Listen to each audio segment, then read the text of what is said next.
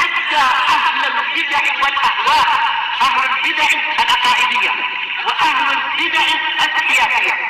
أنا أقول بيننا وبينكم السلف، بيننا وبينكم الكتب، كان فيقول البدع بيننا وبينكم. Bismillahirrahmanirrahim. Qala Syekh Al-Bassam Qala Syekh Al-Rasyid rahimahullahu taala. Ini wa an Abi Hurairah. Ya, wa an Abi Hurairah radhiyallahu anhu annahu sami'an nabiyya sallallahu alaihi wasallam yaqra'u hadhil ayah. Dari Abi Hurairah radhiyallahu an bahwasanya beliau mendengar Rasulullah SAW membaca ayat ini, yaitu apa? Innallaha kana sami'an basira. Sesungguhnya Allah itu senantiasa maha mendengar lagi maha melihat. Wa yadau ibhamahu ala udhunih. Beliau meletakkan ibu jari beliau ke telinga beliau. Wallati taliha, dan jari yang setelahnya yaitu jari telunjuk, ala aini, ke mata beliau. Wa yaqul, dan Abu Hurairah mengatakan, hakadha sami'tu Rasulullah sallallahu alaihi wasallam yaqra'uha wa yadau isba'ai. Demikianlah saya mendengar Rasulullah SAW membaca ayat tadi dan meletakkan kedua jarinya. Jadi benar-benar apa? Allah Ta'ala itu maha mendengar dengan pendengarannya dan maha melihat dengan penglihatannya. Rawahu Abu Dawud wa Ibnu Hibban fi Shahihi wal Hakim fi Mustadrakih. Dan ini disahihkan oleh Imam Al-Wadi'i dalam Al-Jami'us Shahih di nomor yang ke 3991. Hadisnya sahih. Apakah orang-orang Mu'tazilah akan mengatakan Rasulullah berarti mujassim, menyamakan Allah dengan makhluk, bahwasanya Allah Ta'ala punya jisim, menunjukkan kepada anggota badannya. Ini adalah apa? Rasulullah lebih tahu tentang Allah, bahwasanya apa? Memang Allah Ta'ala adalah memiliki zat sesuai dengan keagungannya. Dia memiliki mata dengan dalil-dalil yang banyak. Apakah Allah punya telinga? Kita tidak tahu. Tetapi Allah punya pendengaran sesuai dengan dalil yang ada. Wa amalun nabi sallallahu alaihi wasallam hadza dalilun ala isbati hataini sifatain. Perbuatan Nabi sallallahu alaihi wasallam ini adalah dalil, yaitu menunjukkan tentang ditetapkannya dua sifat ini. Sifat apa? Pendengaran dan penglihatan. Wa annahuma ghairu sifatil ilm, dan bahwasanya dua sifat tadi bukanlah sifat ilmu. Wa illa, soalnya kalau tidak demikian, la asyara ila sodrih, niscaya Rasulullah akan mengisyaratkan ke dada beliau, karena ilmu itu ada di dada. Sebagaimana firman Allah Ta'ala tentang masalah bahwasanya ilmu itu ada di dada. Bal huwa ayatun bayyinatun fi suduril ladina utul ilm. Bahkan Al-Quran itu adalah ayat-ayat yang bayyinat, ayat-ayat yang terang di dada-dada orang yang diberi ilmu. Menunjukkan ilmu itu memang di dada. Al-Quran dihafal di dada-dada para penghafal. Wa wadu'uhu ibhamaihi, dan bahwasanya beliau meletakkan ibu jari dan jari telunjuk beliau itu kepada anggota badan yang disebutkan oleh ayat hadis tadi, tahqiqan li sifati as-sama' wal basar, yaitu untuk merealisasikan, betul-betul untuk menetapkan sifat pendengaran dan penglihatan. Wa annahuma haqiqah, dan bahwasanya dua sifat tadi adalah sifat yang hakiki, la majaz, bukan majaz, dia itu bukan sekedar gaya bahasa, tapi benar-benar Allah Ta'ala memiliki pendengaran dan penglihatan. Khilafan li ahlil bid'ah, berbeda dengan apa yang diucapkan oleh ahlul bid'ah. Mereka tidak percaya pada Allah dan Rasulnya. Qauluhu, sekarang kita masuk kepada matan lagi. Qala Syekhul Islam rahimahullah, qauluhu walaula iddakhalta jannataka qulta masya Allah. Laula artinya adalah halla, yaitu dorongan dengan keras. Harusnya apabila engkau masuk ke kebunmu, engkau mengucapkan masya Allah. Ini adalah sesuai dengan kehendak Allah. La quwwata illa billah, tidak ada kekuatan kecuali dengan pertolongan Allah. Wa qauluhu, dan firman Allah Ta'ala, walau sya'allahu maqtatalu walakinnallaha yaf'alu ma yurid. Kalau Allah menghendaki, niscaya mereka tidak bertengkar atau tidak saling membunuh. Karena iqtital ini lebih umum dari apa? Dari taqatul. Boleh jadi saling membunuh, boleh jadi sekedar saling bertengkar dan berkelahi, bergaduh. Walakinnallaha yaf'alu ma yurid. Tetapi Allah melakukan apa yang Dia inginkan. Baik. Qala Syekh Al-Rasyid rahimahullah walaula wahalla. Kenapa? Yaitu pertanyaan ingkari atau seharusnya demikian.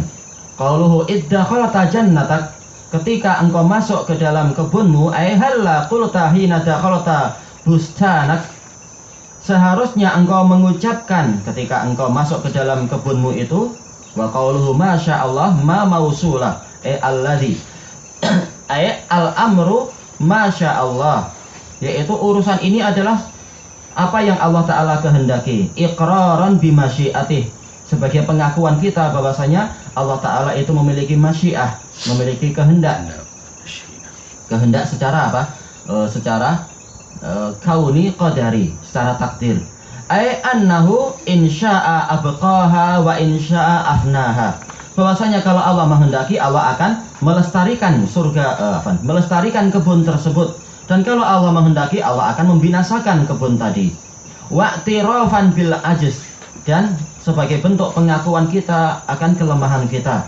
Betul-betul Allah lah yang memelihara sebagaimana Allah yang menciptakan, bukan kita yang mengadakannya, bukan kita yang menciptakan dan memeliharanya. Ini memang di luar kemampuan kita, tetapi kita berupaya semampu kita untuk memelihara kenikmatan-kenikmatan yang ada. Wa annal qudrata lillahi subhanah, dan bahwasanya kemampuan dan kekuasaan itu hanyalah milik Allah yang Maha Suci. Qala ba'dus salaf man a'jabahu syai' falyaqul masya Allah la quwwata illa billah.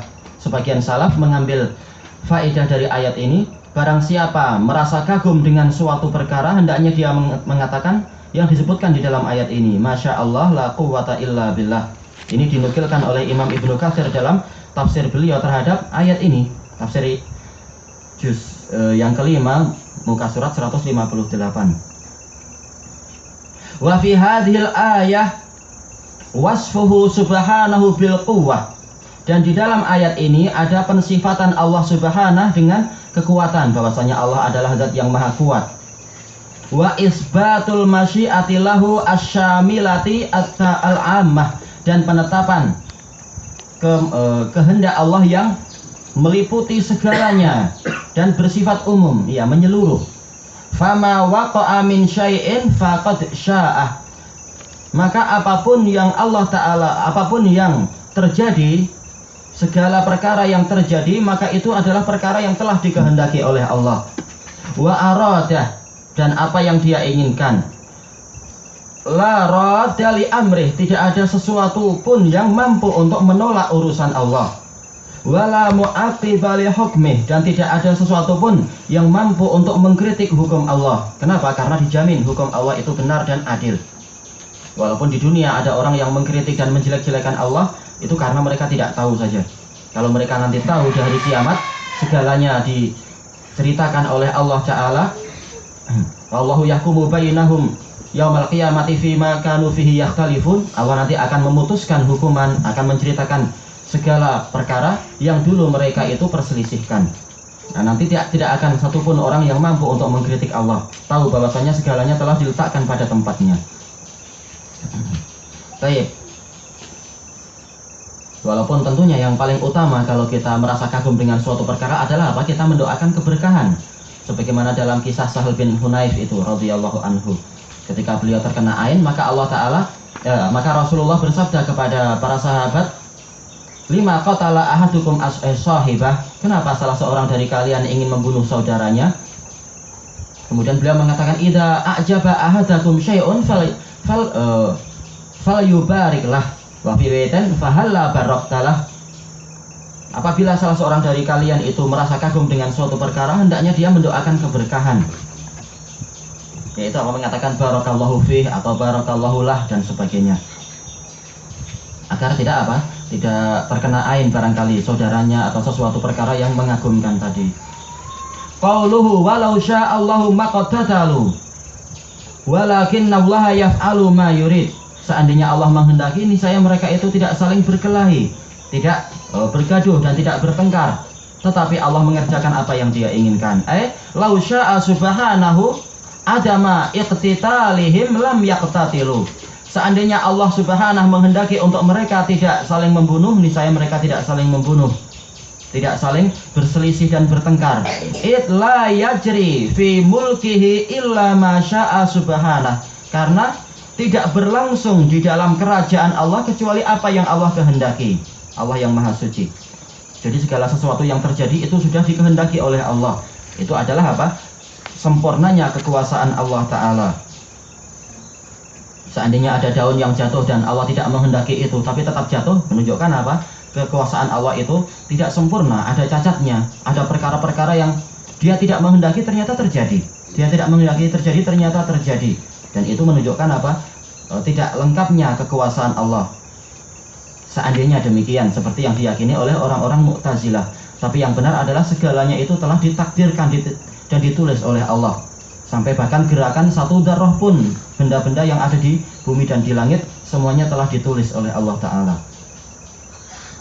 Fahadihil ayah fiha isbatu al-masyiati lillahi subhanahu wa ta'ala. Maka ayat ini di dalamnya ada penetapan kehendak untuk Allah Subhanahu wa Ta'ala. Wa anna ma sya'ahu la budda min wuqu'ih, dan bahwasanya apapun yang Allah inginkan itu pasti terjadi.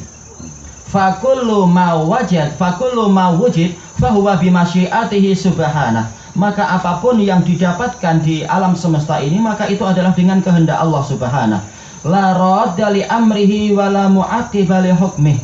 Tidak ada yang mampu untuk menolak urusan Allah dan tidak ada yang mampu untuk mengkritik hukum Allah. Wa hadza yubtilu qaulal Mu'tazilah, dan ini membatalkan ucapan orang Mu'tazilah. Li'annahu akhbara annahu law syaa alla yaqtatilu lam yaqtatilu. Karena Allah telah mengabarkan bahwasanya kalau Allah menghendaki manusia itu tidak saling bertengkar atau tidak saling membunuh, niscaya mereka tidak saling membunuh. Wahum yaqulun, sementara Mu'tazilah mengatakan syaa alla yaqtatilu faqtatalu. Allah itu menginginkan untuk orang-orang tidak saling membunuh, ternyata mereka saling membunuh. Kenapa? Karena mereka mengatakan Allah itu tidak menakdirkan perkara-perkara yang jelek. Allah hanya menakdirkan perkara yang baik saja. Atau bahkan sebagian dari mereka mengatakan sama sekali Allah tidak menakdirkan apapun dari gerakan manusia dan jin. Adapun untuk gerakan tanaman dan makhluk-makhluk yang tidak mendapatkan beban syariat, memang Allah yang mengatur. Tapi untuk manusia dan jin tidak, terserah mereka melakukan perkara yang baik ataupun yang jelek. Jadi masalah mereka saling damai itu adalah perbuatan mereka sendiri tanpa takdir dari Allah. Mereka berkelahi juga perbuatan mereka sendiri tanpa ketetapan dari Allah. Ini kata mereka. Sebagian yang lain mengatakan bahkan segala kejadian itu memang tanpa takdir dari Allah, semuanya bebas. Baik, sebagaimana yang diyakini oleh siapa? Yang dari pemimpin Qadariyah. Siapa itu namanya pemimpin Qadariyah itu?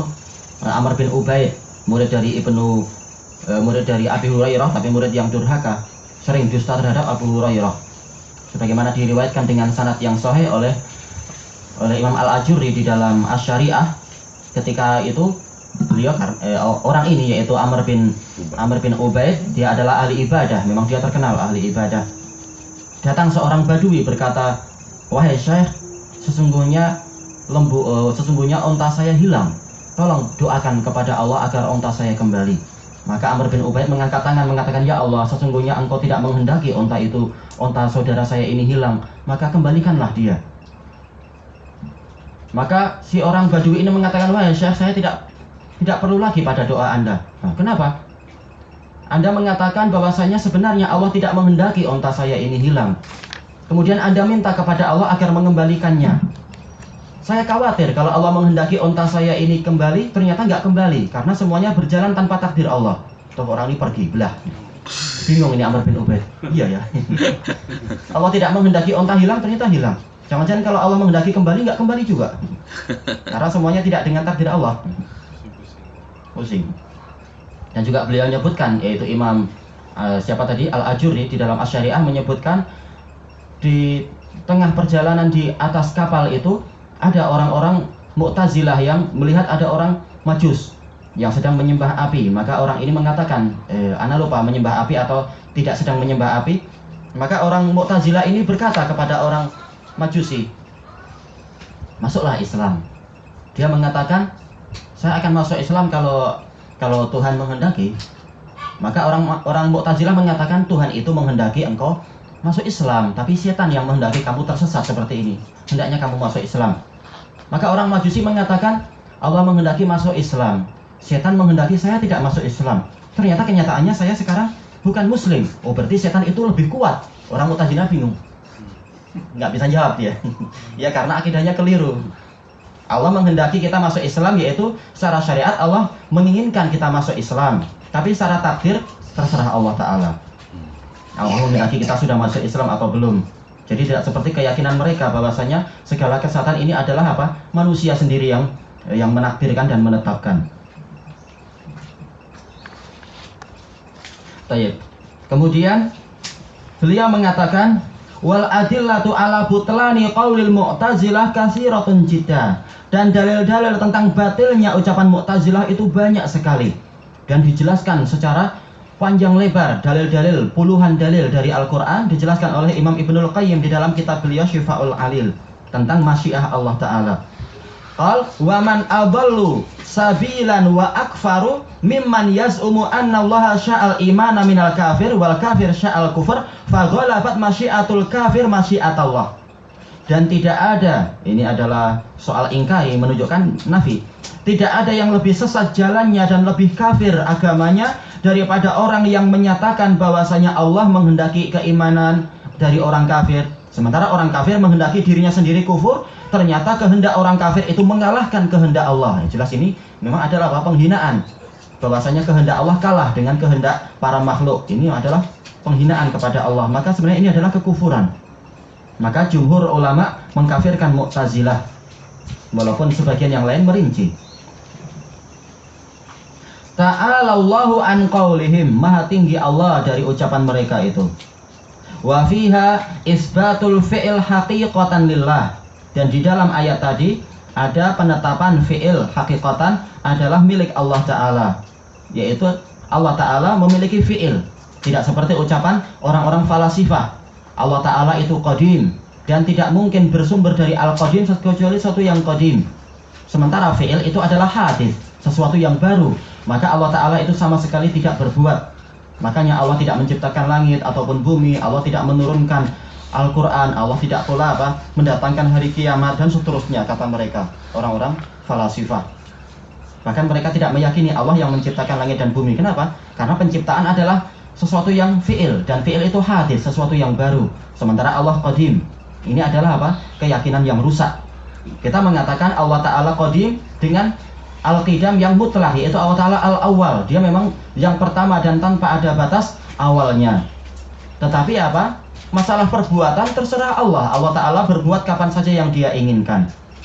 Dulu berbuat, sekarang berbuat, besok di masa yang akan datang berbuat, itu terserah Allah Ta'ala.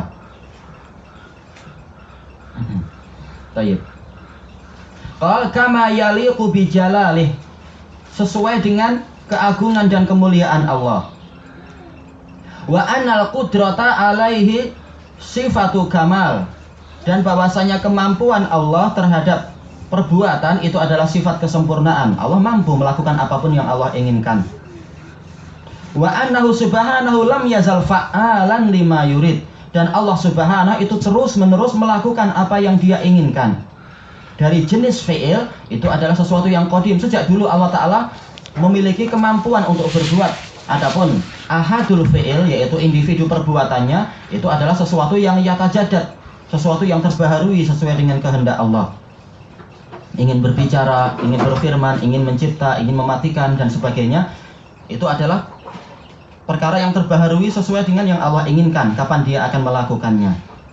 Tayyib qal walam yazal wala yazalu mausufan bisifatil kamal, dan Allah sejak dulu dan sampai masa yang akan datang tanpa ada batas akhir, dia itu disifati, terus menerus dia disifati dengan sifat-sifat kesempurnaan.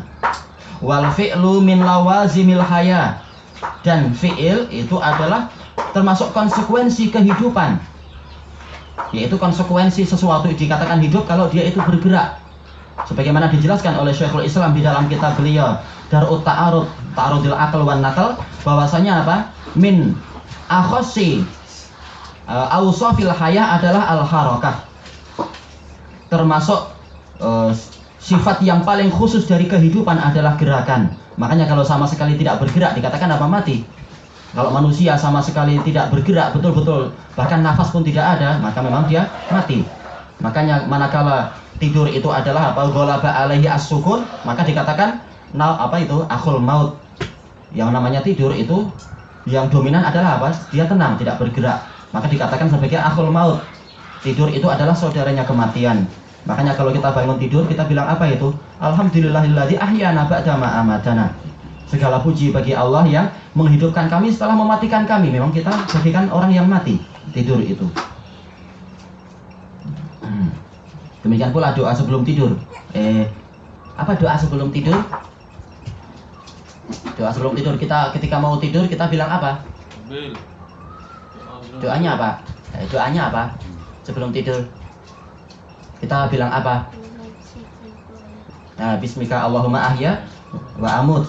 Dengan namamu ya Allah saya hidup dan saya mati. Menunjukkan memang tidur itu adalah kematian yang kecil kata para ulama. Mautun shaghir. Makanya manakala Allah Ta'ala kehidupannya sempurna, maka fi'ilnya adalah fi'il yang sempurna. Fa'alun lima yurid. Maha mengerjakan apapun yang dia inginkan.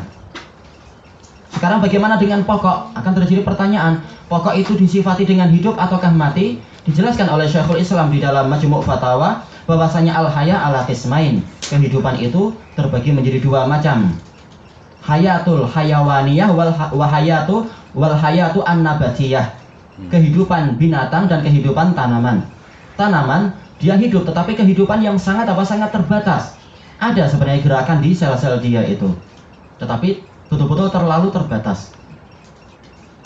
Baik, kalau warabbu ini kita belum dapat titik, mana titiknya? Ya apa ini ditunda aja, wallahu taala a'lam.